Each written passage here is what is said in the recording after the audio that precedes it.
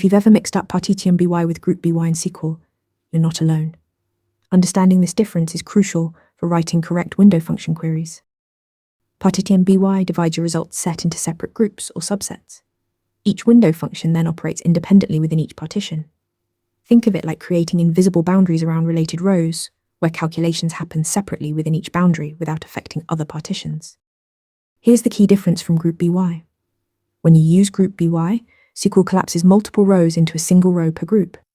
But Partition by keeps every single row intact. Window functions calculate values across the partition, then assign results back to each individual row. This means you get aggregated insights without losing row-level detail. The window function resets its calculation for each partition. For example, if you're ranking employees by salary within each department, the rank starts at 1 again for every department. Let's see this in action. This query uses Remember with Partition by department. Notice how the ranking resets to 1 for each department, giving you per department rankings while keeping all employee rows visible. One last detail. If you omit Partition by entirely, the window function treats your entire result set as one single partition, useful when you want calculations across all rows.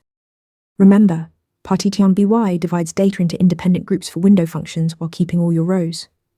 Master this and you'll write powerful analytical queries with confidence. Ready to practice for your next interview? Interview Mentor lets you answer real questions just like this one. After each answer, you get a detailed grade and personalized tips to improve. Watch your scores climb as you keep practicing.